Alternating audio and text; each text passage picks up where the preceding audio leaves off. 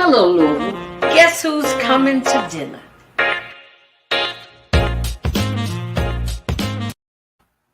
Hey, it's Monday. Guess who's coming to dinner? I am your host, Janice Carter Miller. And I'm going to tell you, I'm just as thrilled as punch pie, sweet potato pie, that I've got a classmate from high school, a college classmate.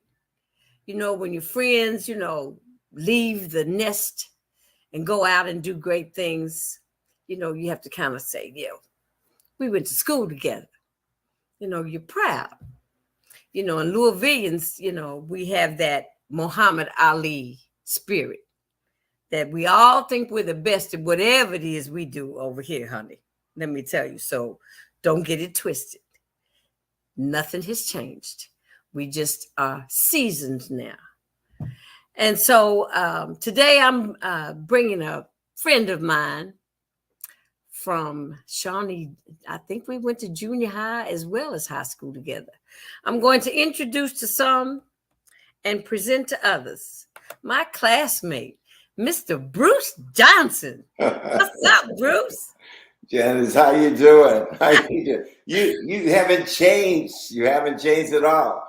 Really? Look, I wore my glasses instead of being glamorous. I wore my glasses because I know you remember that I wore glasses in school. I wore my glasses so I could look smart.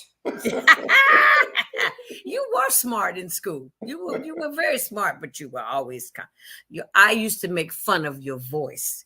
Really? And your voice turned out to be your gift, huh? Yeah, I guess so. Yeah. I guess so. I'm blessed. Mine turned out to be my gift, and I didn't know it. Absolutely. Yeah. So tell me about. I'm just trying to figure out where I want to start. Okay, so we went to high school together. We went to Kentucky State, same time, and then you moved. You left Kentucky State and went to school in Northern Kentucky. So let's pick up from there. Okay, so I was at Kentucky State for 3 years. Like a lot of us, first in my family to go to college. I didn't even know college was an option, but right. Yeah, right. I didn't think about it either, really. Absolutely, and it was a great move for me. I mean, it was a chance to grow up. It was a chance to continue relationships with great friends like you. There were a group of us from Louisville, a few from Shawnee, others from Central, Mail, and that sort of thing. So I was at Kentucky State for 3 years, and not on my, saying my last year, I struggled. I was out of money. I didn't want to borrow any more money, and working and trying to go to school at the same time was just wearing me out. And so I'd already started doing radio. I had worked at the Frankfort, Kentucky radio station, WFKY. Okay. And during the summers, I worked at WLOU. And that's really where I used to radio. I worked with Daddy D, who was Bill Summers, Bill Summers. I was going to say, you came under Bill Summers. He hired me. He was paying me $100 a week. I thought that was a lot of money, too. I was the morning drive guy. He put me on in the mornings. And so, he really treated me as a grown-up. And, that's the thing about Black radio. It gave us a chance, a shot when nobody else would. And so I learned the craft there. That's also where I started, reading the news, okay? Because you had to do everything. You had to sign the station on the air, which I could never get right. I would come from the streets partying on Friday, and I'm supposed to sign us on the air on Saturday, and I could never... I'd go ahead and sit in my car to see if I got us on the air or not. But at any rate, so worked at WLOU. And so when I left Kentucky State, I had gotten a job at WCIN in Cincinnati. I knew Cincinnati because I'd gone to high school there for 2 years. So, and then from there, I just walked into a TV station, one time, and they were expanding and looking to get a little diversity and hire some people of color and some women. There were no women. So I became the first Black guy they ever hired, as a reporter. And I was really a reporter trainee. And they hired 2 white women at the same time. So I knew I was going to finish undergrad school. I promised my mother. More importantly, I promised myself I was going to get that undergrad degree. So I started going to school full time at Northern Kentucky University. University, and I finished up there in no time, and then went on to grad school at the University of Cincinnati full time. So I was in Cincinnati for 4 years. That's where I got my start as a television news reporter and anchor. Oh, okay. I didn't know that. I knew you. I always knew you were in radio, but I don't know what happened when I found out. I don't know if I was in DC. I went to the Black Caucus one year, right before President Obama was elected. Right. And because I've always been a little bit political. I tell some people that don't really know, I said I'm really kind of like a beret and a leather jacket short of being a Panther, but I try to chill out. And I went there and you were on TV and I went ballistic. I said, this is Bruce. We went to school together. I was just so excited. And I know I've reached out to you a couple of times when I came to DC. Yeah, absolutely. And you mentioned the Panthers. So, we're going to be jumping back and forth in this interview because you and I we have some history. I remember when we were seniors, like at Shawnee back in 1968, right, and the riots took place. I don't know where you were, but I was out there. I was there. Grand Avenue. Yeah, they were pulling up to Shawnee High School, with vans and stuff. Come on, we're going downtown, to protest, to march. And we got on the buses, we got on the trucks, and we went to march. And that was huge for us. That was huge. Yeah, it was big. Well, it was like, I remember, aside from I did the open house demonstrating out in Iroquois Park area. And then I mean, because every day after school, I had gotten so involved. So I'm following my brother, my older brother. So I would go to Quinn Chapel to the meetings, and then I would go to the marches. I'd tell my mother, if I'm not home by 10 o'clock, pick me up at Children's Center. That's where I'll be. But I was standing in the crowd on 28th and Greenwood when they had the big rally, when the night the riots broke out. And H. Rap Brown was supposed to have been coming. Is that right? Yeah. Is that who it was? Look, you know what started the riot, Bruce? I saw it. A little boy standing on the top of Little Palace hamburger stand, or it was called the Senators then. Georgia Davis, that was Georgia Power. That was her restaurant. He threw a Coke bottle down on the street. And when it broke, everybody thought it was a gunshot or something, and they dispersed like crazy. Right. And that's how that all started. It was really no violence, but it turned violent. Yeah, that might have been the match, but what started were the bad police community relations that led up to that. Way back before Black Lives Matter. I mean, they were stopping African American males, females, doing whatever they wanted with us, and most of the times, none of this stuff was reported. Who are you going to complain to? So relations were always bad, So and there wasn't just one incident. There were several. I can recall we rolled down the alley. It came out on Grand Avenue and what's the street that intersected with Grand right there around the corner? Is that 28? 16 to, I forget the streets. It's been so long. But we were on one corner doing whatever. Let's leave it at that. And I could look down and half a block away, it's National Guard. I mean, just 10 and 15, guardsmen deep. And at any point in time, they could have marched on us. Somebody could have fired, as they did in some other places, Kent State and other places, and hit any one of us because we were all out there in the streets, and you couldn't decide who was who. Going to liquor stores, clothing stores, grocery stores. It was crazy. It was wild. I was out there probably for all of a half hour, and I'm like, I think I was out there maybe a little longer because I lived on Cecil, and I had to navigate my way home. Yeah. And I got in the house, and my stepfather was living. What are you doing out there? I said, well, because we were protesting, and I'm saying, don't just get over it. Well, they've got a curfew. Well, I'm late, too late, but he wanted to kind of stop me from going. That wasn't happening. Yeah. Did you see a difference between today's protesters, Black Lives Matter, and us out in the streets? Yes. What was the difference? We were groomed. They have not been groomed. We were taught what to do when a police approached us, to sit down, cover up our heads. And if they wanted to arrest you, they were going to have to drag you. Don't get up or make them pick you up. Just things like that. But don't talk back to them. Mm-hmm. Don't say anything. Just go. It was a quiet descent, a peaceful descent that we just said nothing. We sat down. When they approached us in an aggressive manner, we sat down. Right. Everybody sat down. Now, the kids are a little aggressive, assertive, and combative verbally, because they can say what they want to say now. See, we thought that we had to be respectful in a certain way so that they wouldn't hurt us. Right. But see how far that's brought us along. Not far. Right. Well, Bruce, listen. This is what I want to say. I've got, some of your classmates at Kentucky State are some of my closest friends. Roger Reynolds, Mike Lanier. You remember Mike Lanier? I think Mike Lanier and who was your roommate? That's what I want to know. Who was my roommate? My freshman year, there was a guy from some small rural community. Lawrence Rideau was my roommate. Was your roommate?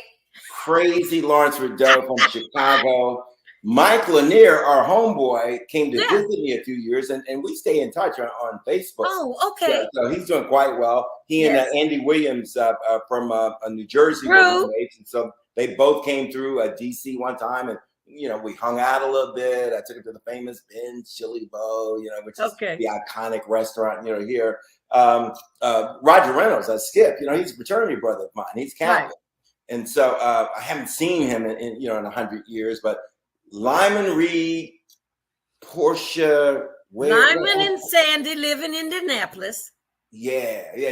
Portia they moved came back through to DC Cleveland to visit, the African American Museum, and called me up. They came by the house. I mean, we had Greg Williams and his wife. Right. We had a great time. We were in the house for hours and just reminiscing and stuff. That was a lot of fun. So tell me about WUSA and Bruce Johnson, the evening anchor. Tell me that story. Well, there's a lot of story there. I am. Let's see. So I was there. I retired in December. Okay, after nearly 45 years there. They use 45 years at that station. Yeah. Wow, Bruce. I've been television. You'd stay 5 more years. You'd have got to watch. They better give me more than a watch. so and it was time, but I got to do everything. I mean, I came there and for the first time in my life, I'm working in a big market television station with other African American journalists, women journalists. Just a lot of diversity, a lot of talent. I mean, it's like going from junior varsity to varsity, and you don't know if you're going to cut it. And then you realize, at some point, I can do this. And you realize where you're from and that work ethic.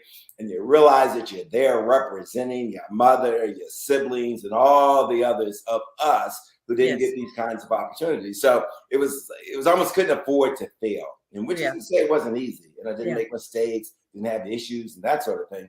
But you persevere. And I think that's one of the things you learn coming from Louisville and kind of background and surrounded by the kind of people, that we were surrounded by. Even though we started out very, very poor. I mean, we lived in Cotter homes, and then we moved up, as I like to say, Kaiser Court near Chickasaw Park and that kind of thing. But, even when we were in the Cotter homes, during segregated times, not far from us was always those role models, the doctors, the lawyers, the educators and stuff. Absolutely. The same schools, the movie theaters, and the eateries and the restaurants. So we didn't have to look far to see our role models. Well, we had everything we needed in our community. We had everything we needed in our community, and we were safe. I mean, my mom wouldn't think anything of putting me and my younger brother at age, 9, 10, or even younger, on the bus, sending us to the East End to visit my great grandmother.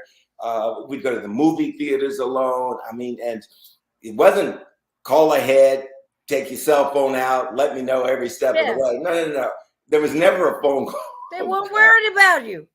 She figured if something went wrong, she'd hear about it. You know what I mean? Because everybody knew us and stuff. So, so when I went to DC, and I had gotten great training in Cincinnati as a reporter. I worked for this guy, this white German Catholic guy named Al Shadowcotty, who was a taskmaster. He was a wordsmith, just a great writer, and an incredible reporter. And I got to watch him up close. How you become a great reporter. You develop sources. You learn to write. In my case, and in a lot of our cases as minorities, we had to learn to talk. You learn how to dress. And you had to get rid of that Louisville dialect. Yes. Yeah. Well, you had to learn how to turn it on and off, because sometimes it would work for you. Sometimes it wouldn't, Look, so Natalie, let me tell you this one. Natalie Natalie Jones from Memphis, Tennessee. Yes. She used to tell me, I told her she was country. She say, JC, you got your nerve to call somebody country. You say up here, down there, and over there. Right. And I decided while I was in college that would never happen again. So I consciously made my speech improve because I wouldn't say those things. Even now that I'm back home, I get caught with the laziness. Right. And it comes out real easy because everybody speaks the same kind of way. Right. I think it's a comfort thing. I mean, my thing as a reporter, I was always about making the people that I was talking to comfortable. Okay. I concentrated on letting them know that I'm interested in your story. And probably the most important thing, I wanted everybody to know that I'm not here to judge. That's God's work. I am here to get your story and have you talk to me, and I will present your story in the best way that I can. And so now about that dialect, though, that's pretty interesting because I'm going to let you in a little secret if you didn't know this at the time. By the time I got to Shawnee High, I heard you say we went to junior high together. Well, no, we didn't go to junior high together. I went after grade school at Immaculate Heart of Mary Catholic School on 34th Street. Okay. I went into the seminary to study to be a priest. My mother and the priest put me in the seminary. So I left home for the first time in my life. First person in my family ever to leave home and go to Cincinnati, Ohio. Sacred Heart Seminary. I still remember the address, 8108 Beachmont Avenue. My mother had never seen the place. She had never interviewed anybody. Nobody had shown her pictures of the place. She was just sending you to seminary. Yes. So for 2 years, I'm up there with my little black self attending seminary school, which was a prep school for rich white boys for the most part. Well-to-do white boys. And some of the parents would just put them up there to stash them, because they know what to do with them, that sort of thing. But I had to get smart really quick. You adapt, and adapting sometimes means acquiring the norm. So the Louisville stuff couldn't help me there. So I started adapting, okay? And that's how I dropped the Louisville accent over time. I started listening to white music, the Beach Boys, and it just goes on and on and on and on. And then I kind of lost myself in this culture. And it was good. It wasn't like I was pretending because, I mean, what do you know at 14 and 15? This is part of it. I never knew all this existed. So there's a lot of good stuff going on there, okay? And eventually, you figure out, after 2 years, well, I don't think I really want to be a priest because I don't think you can be a priest and also have a girlfriend back in Louisville. And I did. And so after 2 years, I left. But I even to this day, I carry that developmental stage, because think about it, at age 14 and 15, that's when young men and probably women too are deciding who they are, figuring out how do you negotiate going from child to teenager and young adult and that sort of thing. Right. So I brought that to Shawnee with me. So I kind of stood out a little bit. People would make fun of me, about how I talked, and sometimes I would turn it up. Oh, I did. Yeah, I know I did, but you always sounded very proper, and you liked it because that gave you an arrogance, a little bit of arrogance, but gave me Well, to arrogance. me, at that time, It you know, allowed me also to fit in. It made me interesting. Okay, it gave me a oh, story. very much so. Yeah, so I got involved with some football and the You did players. I play was in the football, theater yeah. group. Yeah, and you probably don't remember this, but you and I were boyfriend and girlfriend for a short period of time. I You know. probably I dumped know. me. I didn't know if you remember it. I said, I know Because you like me, Bruce. you were a cheerleader. You dumped me at some point in time, but that's okay. I recovered. Oh, I remember. That's funny. But So, you know, it was like so Shawnee was good. And so after that, Kentucky State. you were elegant. You were, now I can describe you in high school, that you were suave bowler before I really knew what suave bowler was. I'll tell you what, that little time in the seminary taught me that. Now, when I came back to Louisville, Shawnee, and that was a period, where, 67, 68, I knew I wasn't going to stay because I had outgrown Louisville. I mean, I'd gone to the wall. I see there's another life. I didn't know where I was going. Yeah. But I eventually, after Kentucky State, and then, of course, you go to Kentucky State, and you run into people from Newark, from Detroit, from New York, and you're on your own. You're growing up. So now and then you have incredible professors like Dr. Fletcher, Dr. Cheney. I mean, I can go on forever. These black people, it was almost. They were no joke. Huh? They were no joke about your character and how you carried yourself at that school, because they would walk you to the Greyhound bus. Absolutely right. It was at Kentucky State that I learned who Cassius Clay really was and where he got his name from. And then, I come to Washington, fast forward, there's a statue right there at Lincoln Park of Abraham Lincoln and the slave, and Abraham Lincoln standing over him in a very, subservient, posture. And this guy, is probably a descendant of Cassius Clay, my Louisville, a homeboy and that sort of thing. But anyway, in DC, I quickly, not forgetting my roots, I was brought here to cover City Hall, politics. I'd done that in Cincinnati. First African American to cover City Hall. It was a white bastion of just power and greed and making the laws, all that stuff. So I know how to do that, and I really know how to do investigative stuff and develop contacts. So I came to DC to do that, to cover the mayor, the city council, and blah, blah, blah. And one of the things I learned to do early on in TV is to not go to City Hall every day, because it's kind of boring. Press conferences and sitting there and all these budget hearings and all that kind of stuff. Although I learned how to write budgets and all that stuff from grad school, I'd go to the streets and get the story and bring the stories to City Hall. And then, after a while, after a couple of years, every reporter was doing that. They were hiring reporters who could emulate what I was doing, because we were killing them. We were by far the #1 station. We had an African-American woman anchoring the 5 o'clock news, J.C. Haywood, the first African-American anchor in Washington. Mm-hmm. Max Robinson, God's gift to anchoring, who was the first Black network anchor man. Oprah was right up the street in Baltimore. Her good friend Gail King was a reporter trainee under me. I mean, I was one of her mentors, and it just goes on and on and on. All the people that came through this place, and it's Washington, so everybody came through there. And then on some days, I could end up at the White House. I could end up at the U.S. Capitol. I could be in the streets. And then when they were convinced you could be trusted, you were good, and you brought value to everything you did, they started sending me out of the country.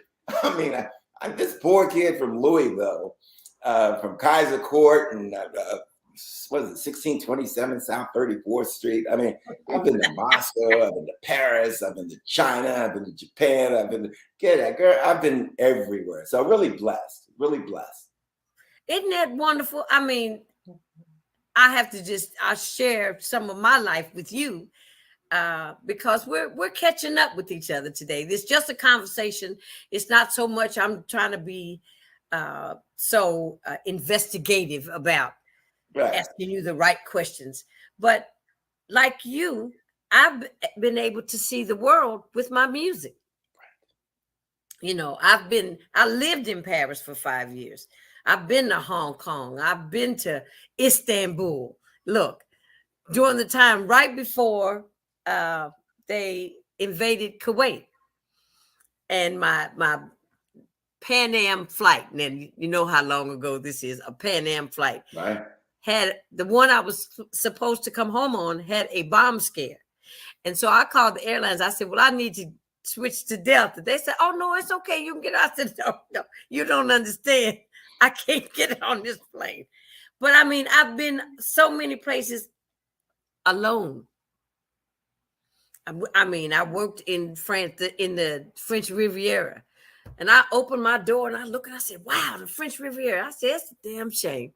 I have to see this by myself. You know what I'm saying? There's nobody to talk to, but I'm down there to do a gig and sing.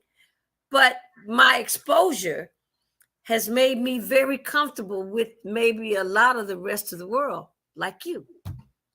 So you need to put that in a book. Yeah. It's the reason why, it's the reason why. Okay, I've written a couple of books. Okay. So this is my third. This your third book? Yeah. Okay. It's called Surviving Deep Waters. Yes. Not going to tell you everything about where the title comes from, but let me put it this way.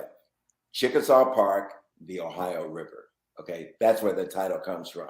Wow. Something that happened and continued to happen while we were children. I'll start with that. But Deep Waters, obviously, goes a lot further than the river. It's life's lessons. It's overcoming obstacles, setbacks. I want to back up one thing though. About your voice, I remember when I first heard you sing, and I mean like not at school, Shawnee, but I think like at Kentucky State. I couldn't believe that voice was coming out of little Janice Carter. I mean, you had a voice.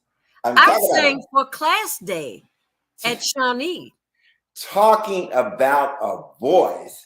So I mean, when you were so confident about your talent. You left what? You left Kentucky State for a year to go sing professionally?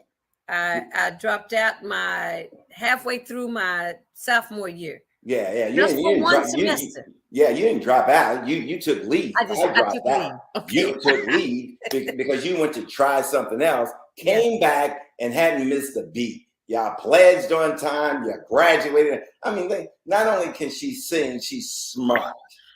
I mean, so I've been watching you. I've been following you. Thank God for social media. Wow. I didn't, and I never thought about pledging, Bruce, when I came to school, because I thought I was just too cool to be in a group situation. But when I came back to Kentucky State, I knew I had to go to school straight through to catch up with my class, so I could come out with everybody else. I said, y'all, you're not leaving me. And that first semester, I had learned how to study. I learned how to study so that when I go to play Bid Whist and Dirty Hearts in the grill and ping pong all evening long, that I had studied from 6 to 8. And after every class where I had a break, right? And that was the first time I made the dean's list. How many hours did you have to carry? What's the most hours you ever carried? 18. Right. Okay. 18. I carried full load from when I came back every semester. And I went to summer school. Right. So I came out with my class. Right.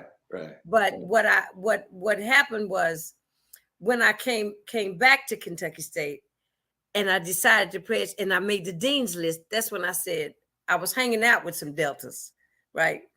And they was like, JC, come on and pledge. I said, well, I did pull the grade point average this semester.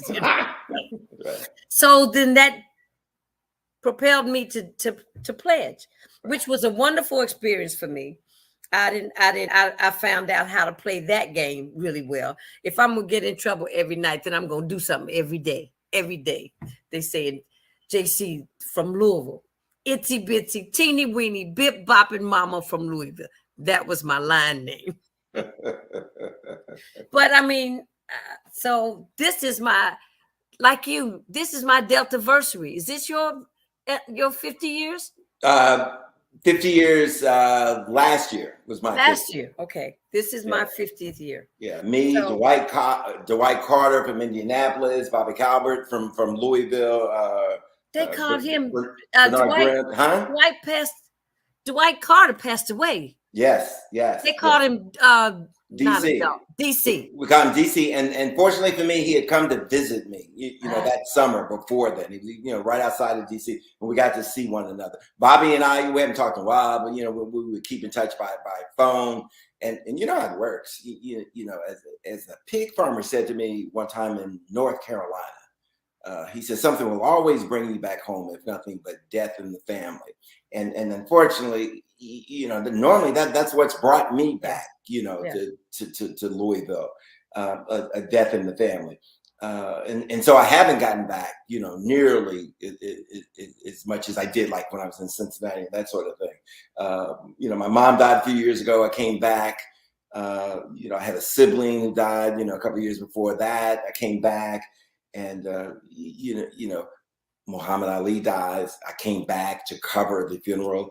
If not for the pandemic and COVID, I would come back for Breonna Taylor's story. I mean, she and I share the same birthday, June 5th. Who? Can you believe that? Yeah. Who do you share the birthday with? Breonna Taylor. Oh, Breonna. Okay. Yeah. So and a number of things, and that's amazing. Like so I was asking you about writing your book, and so we're talking about my book. And one of the things about my book that ties it together is a lot of the things that I've covered professionally have taken me back to where I was as a child. We mentioned the seminary, right? Right. Studying to be a priest. I found out many years after that, that my best friend in the seminary, kid, from the New York area, was molested. And I found this out because I'm covering the sex abuse scandal, and I'm calling the 13 guys who were in my class in the seminary. Are you okay? You okay? Anything ever happened? Everybody's okay, except this one kid, he's not a kid anymore. He's an old man like me, but he says, I really don't want to get into it, but he let me know something happened. Then finally he called me when he found out that my book was almost finished, and he wanted to talk. And he told me exactly what happened to him, the details, and I put it in the book, okay? Because back then they didn't have anybody to go to complain to. There were no lawyers waiting to take these cases and to sue the church and that sort of thing. So what he did after this happened, and it was devastating, he never had a relationship of any kind with a woman for 45 years after that. This happened to him when he was 14. He went to the rector, the guy running the seminary, and demanded a one-way ticket home. He called his parents and said, I'm leaving. He couldn't tell them why. It took him years to tell his parents what happened to him in the seminary. And he wasn't the only one. And he was molested twice by some upperclassmen, but then the ultimate pedophile turned out to be a priest. A priest. Who was supposed to be taking care of him in the seminary. So that's in my book. Okay. Yeah. That's in there too. Muhammad Ali's funeral is in there too. So it's look at the breadth, the gravity of all the things that you've experienced. Like, did you ever imagine we'd be 70-some years old sitting here talking to each other? But thank God, by the grace of God, here we are. Yeah, and thank God for things like social media. Think of all the people that have reconnected, through social media. Right. Lots of people. You can reconnect with people, not even tell them you're reconnecting. You just look them up. Right. You don't want to be perceived as a stalker. But I've looked up a lot of both brands, and hopefully they're doing good. And you find out about the ones that didn't make it. Stuff. Right. It's grace. Right. You're an example of grace. Look at you, and you look so good. I mean. This is grace. We are where we're supposed to be. That's the way I look at it. This is how my husband, when he preaches, he says, God had a plan for us. He already knew what we were going to do and who we were going to be. We just didn't know. Absolutely. It wouldn't have been fair if we knew. It wouldn't be fair. I mean, in the journey, the mystery of it all, and how we've molded and by the grace of God come to where we are, to know what we know about ourselves, about the world, how to navigate. You know what I'm saying? This whole show came about, Bruce, because of Breonna Taylor's death, because of George Floyd. I've been so angry and upset that every time I watch TV and they're killing Black folks like we are non-beings, I mean, we have no value whatsoever. So, my beret comes out, and I go get my leather jacket, and I'm angry about it. But then people start to say, well, now is the time to start having the conversation. I said, then I am going to facilitate this conversation so we can maybe find some solutions. Because aside from singing, I've taught school, and I thought I was pretty good at it because I struck a little fear, and fear works, and I never smiled at my students for a long time until they got used to me. They knew I was just playing with them. But I felt like I have something to share with the 16 to 25-year-olds, especially those, because a lot of them are talented. Everybody's not meant to go to college. Everybody's not going to be a blue collar worker, So I'm saying I got out of I was catapulted out of Louisville by my talents. So let me tell them how you can be a singer or a rapper or a dancer, because nobody told me, but now I've got a blueprint, kind of, sort of, that you can do this if you put in the work. You can put in the work. So that's what I want to share with them. But the conversation that we're having is to find solutions so they can stop killing each other. I can't do too much about the police, but I'm saying we have to do things about our own children.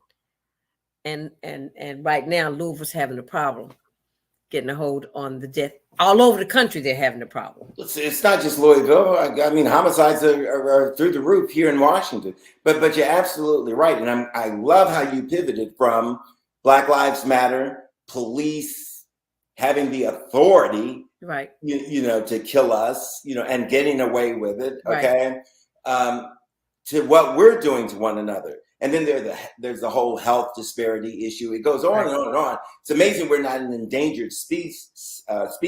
Okay, we are. The thing you were talking about, though, and what I heard, and where we're going with this conversation is, it's an inside job. It's what we think of ourselves. It's what that individual thinks of him or herself. Yeah. You could drop 1,000 weapons on some blocks. Black communities, white communities, Latino communities, we pick up weapons, but we wouldn't turn and shoot one another. So why is it that when you do the same thing, because we're not going to stop the guns, okay? It's too much money in guns.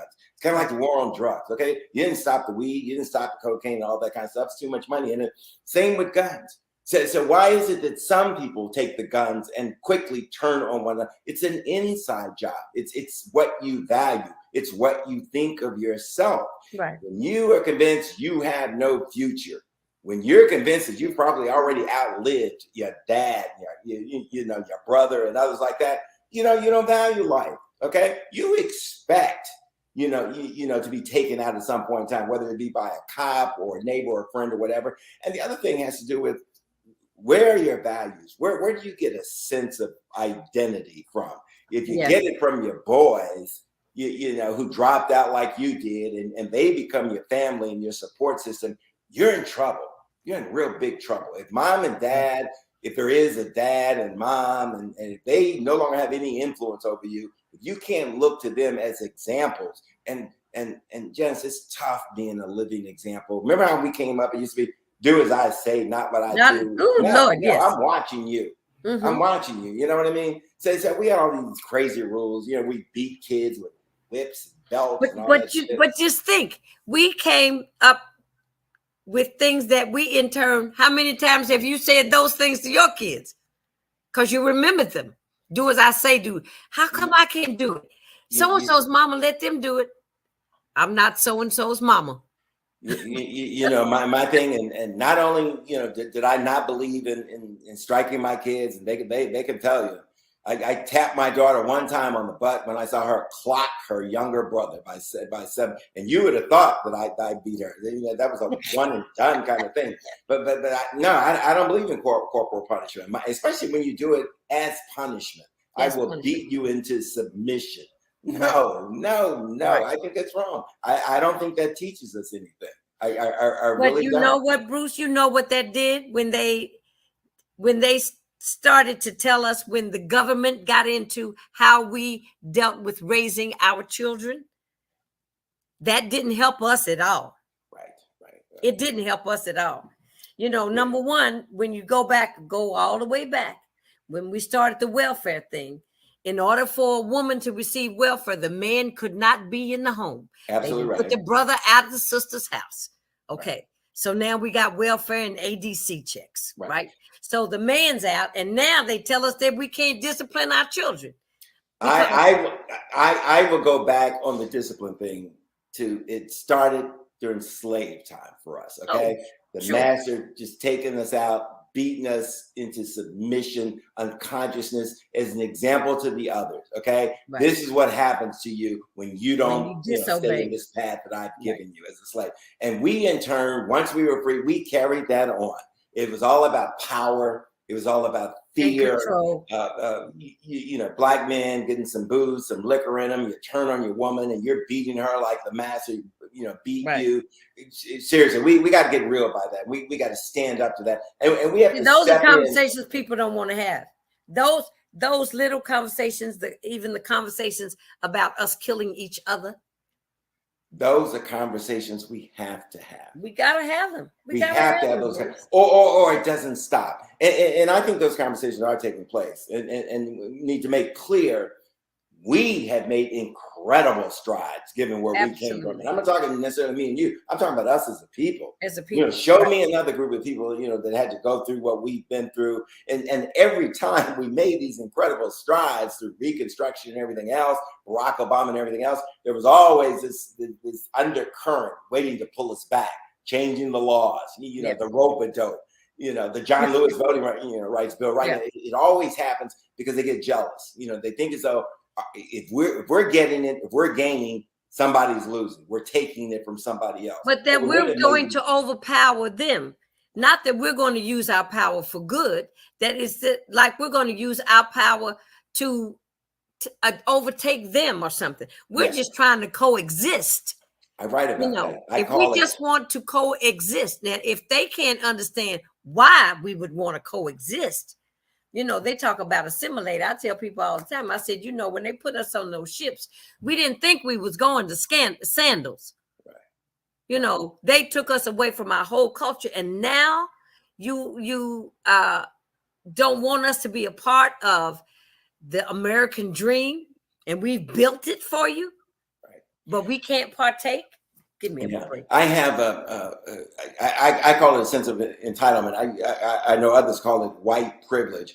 And my thing is the right has taken that word privilege and used it as a weapon. It's kind of like, and then they take words like defund police, and that becomes a weapon that they can use to energize their base. Okay. But so I say, to my white friends and white people I don't know, because I write about this. And again, it's in the book. So I'm not hiding from this. I say, okay, you don't like privilege. Let's discard that. How about entitlement? You do have this sense of entitlement. Mm-hmm. Too many white people that if I don't have it, it's because somebody else got it. Okay. And if you got it, you got it with some help. You know what I mean? Somebody had a foot on the scale to help you. Where's the help for me? And they want to take it back, like they're taking something back from you that belonged to them. Right. We're not taking. How did that happen? The number, if that were true, our numbers wouldn't be where they are. We are at the bottom of everything. The pandemic helped prove the point. We were contracting the disease faster than anybody else. Right. Far faster and exceeding our numbers, our percentage of the population. We were dying from COVID in disproportionate numbers. Right. And it wasn't just because of our bad health and DNA. We were the frontline workers. We were more exposed than anybody else. We had the poorest healthcare system. I mean, all of those reasons. Now, they came around to realizing this and admitting this. And then they would tell us stupid things like, somebody in your house gets COVID, I need you to quarantine. Okay, that's fine if you live in a 6-bedroom house or a 4-bedroom house. But a lot of us live in multi-generational situations whereby nobody can quarantine. We share a bedroom. Where are we going to quarantine? Right. In Israel, what they were doing, they were taking people out of the houses, the apartments where most people live, and they were putting them in the empty hotels downtown. You didn't have any tourism. Nobody's staying in the hotels. So they would Right. put people, they were quarantining them in the hotels. Federal government was paying for it anyway. We were the last to do that. And I blame some of our Black leaders for that too, because they should know better. They should know better and not wait on white people to give them permission to do things based on our circumstances and knowing we have to stop waiting on them to tell us what we need anyway. They know where we are. They have our names. We're in every computer. You got to be taking the vaccines to some of our people who can't get out, rather than tell them to go on your laptop and make an appointment. You kidding me? Who's got a laptop? Exactly. No, who's got internet? I had one of my white friends tell me that when they were doing it in DC, go on your laptop, make an appointment. So she got word real quick, went on her laptop, made an appointment for herself and for her elderly husband. And she goes down to one of these social services agencies, to get a vaccine. She looks around and there are no people of color there.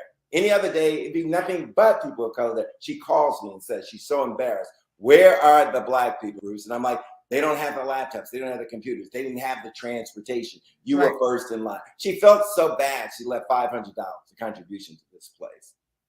Wow. So, Well, Bruce, you got to come home.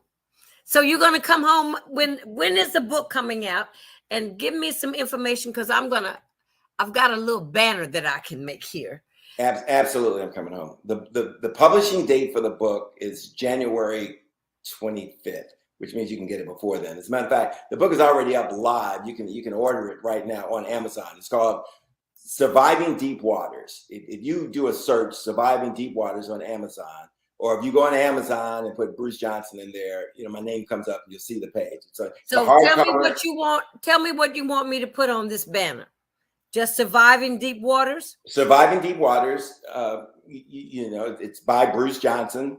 Do the search, go to Amazon, to the bookstore, and you'll see it. They'll tell you what to do. Okay. And of course I'm coming home. The Northern Kentucky University, they are going to initiate a class in January based on this book. And they're going to use the book as a textbook. And it's a graduate history class. And they're doing research, and they're really digging deeper. It's a deeper dive into my family's research. Turns out we're from Pembroke, Kentucky, a place I've never been. It's down there near the Tennessee border. The Buckner Plantation is where my great-great-great-grandparents were slaves and stuff. And so they're doing research. We're going to go down there at some point in time with a production crew and probably do a mini documentary, that sort of thing. But so we're going to definitely, I'm going to be at Louisville. And the University of Kentucky put me in their Journalism Hall of Fame. Okay. Wow. Last year. So I was really honored by that. So I'll be spending That's coming a long way from what we thought about U of K when we were teenagers. Remember when we tried to play them in basketball and we had Big E, Elmore Smith, and Travis Grant? We wanted to play them in basketball. Right. We were winning the NAIA championships back to back, and they were up there in Kentucky, and there was no way they were going to play us because they would have lost. Big E was just inducted into the Kentucky Sports Hall of Fame. And he contacted me, okay? Because I have a relationship with the Kentucky Sports Hall of Fame. Whether you knew this or not, that I am a co-founder of the Dirt Bowl. What? No, I didn't know that. My summer job, 1969, me and Ben Watkins, Central High School ball player, went to Jackson State. Ben and I were park supervisors at Algonquin Park, and we started the Dirt Bowl. Oh my God. Wow. So aside from, my physical education background still comes into play a little bit. When I came home, they said, Janice, didn't you start the Dirt Bowl? I said, yeah. They said it's still, we celebrated in 2019, 50 years of the Dirt Bowl still going on. Oh my God. And I mean, are you kidding me? That was the event. I write about, I don't know if I didn't name it the Dirt Bowl, but I write about, what Chickasaw and Shawnee Parks meant to us, weekends, and it was just a place. I mean, just describing it, and it Well, you know what, Bruce? I tell people a lot of times, we had a decent childhood. I mean, I can't think of anything traumatic about my childhood. Same here. You know, I can't think of any, even going to Shawnee, that once the school was integrated, we didn't have racial problems at school. You know, we got along with most of our white counterparts, and we were just as smart as most of our white counterparts. Mm-hmm. You know, mm-hmm. And most of the history that we've talked about, I mean, that was going on around us. Now, my younger siblings, they were bused, you know, when Louisville started busing, you know. So, and I came back as a reporter from Cincinnati covering that. That's how big that was. But we were kept away from that. You know, segregation kept us away from a lot of that. You know what I mean? Well, it was going on, because when I left, you know, when I went to Kentucky State, and then later on, when I started doing my research and everything, I learned about, you know, a lot of what was going on in Louisville that we were shielded from. You know, the prosecutor, you know, the first female county prosecutor who was murdered and tossed off of a bridge. You know, Miss Alberta, and it goes on and on and on. Frankfurt, where we went to undergrad school, they were hanging people, you know, from the bridges. You know, not that long before we got there and stuff. Right. My first wife used to tell us all the time, Madge Williams, you know, like, you guys don't want to venture too far off campus. Okay, I'm telling you, this is still the South. You know, and I took those lessons to heart. You know. Yeah, but you know what? You said something a little earlier about the kids not expecting to live long. I was told that when I came back home that our kids don't expect to live past 18. What a horrible thought. You know, my dance teacher told me, she said, Janice, they're living like every day is their last day, because they don't expect to live any longer, because they're seeing so many of their peers die at a young age. I never ever thought about, I didn't think about growing old, but I saw a future. You know what I'm saying? And our kids don't see a future for themselves. That's sad.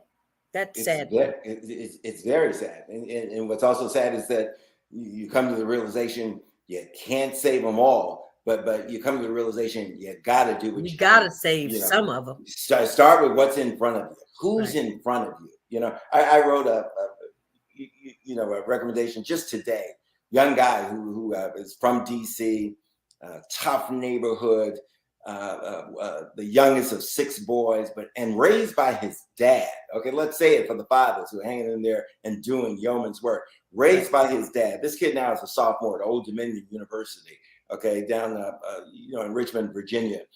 He was president of his class his sophomore, junior, senior year in high school. He played football, baseball, and ran track. And I just wrote a letter of recommendation for him because he's pledging, into my frat. But we're going to go further than that. I'm going to make sure, report to me next time you come home for break, okay? Because I want to see you. I want you to see me. And I get back to some of the things you were saying. The hardest thing, being a parent and even a grandparent, and even just being a real person out here. And we don't learn this, immediately. It's to be a living example. They don't always listen to what we say. They hear everything, but they don't always listen to everything we say. But they do watch us. They do watch. Sure, yeah, they're watching. And I've had young people just stop us on the street who don't know us, and and they watch you work. They assume when you've been there for this long, man, you must have gone through some stuff. Yeah. And they start shaking their head. You don't even have to get into details. Man, you must have gone through some stuff, And so, Bruce, and you have. Yeah, Deep Waters. Bruce, I want to say, look at the bottom of the screen. There's the book, Surviving Deep Waters. I should have made a capital W, by Bruce Johnson. You can get it at Amazon, right? Yeah. So that's going on the screen. Right. But I want you to stick around for a second. I'm going to take you off and I'm going to close out this dinner segment of the evening. But I want to thank you so much just for being my guest today. I'm so very proud of you. And honored that you would, kind of grace the table with this meal that we had to chop it up and eat it up. This conversation about our lives and how we want to be impactful in the lives of others, because it's all about that as well. To make somebody else's life a little better just by the things that we have learned. I feel sometimes I'm a little stagnant because I don't get to share all of what I know, especially about the music business and how I was able to navigate. And, I think about sometimes when I went to Paris, I took French from Monsieur Papier at Shawnee. He was the French teacher. Okay. And I have met his children. And I said, did your father teach French at Shawnee? And they said, yeah. I said, he was my French teacher. But that stuck in my brain. So that when I went to Paris, I didn't know a soul. And my mother said, you staying? I said, yeah, I'm staying. I said, they like jazz singers. I said, I'm staying over here. I'm not going back. So I'm going to go someplace that I need, where I sounded like I could fit in. But I want to say that I was so proud and elated to see you on TV that day. I watch you. I read everything that you put on Facebook. I know. I'm proud to say I know Bruce Johnson. And I want you, when you get ready to come home, we're going to do something big. When you get ready to come home, we're going to have. I'll help you set up a book signing. I can get any place you want to get. I got a little juice up in here. So I'll use my strings to pull. Actually, Ed Hamilton called me today because he wanted to know how to get on to see your interview with me tonight. So they know who you are. And if they don't know, they better ask somebody.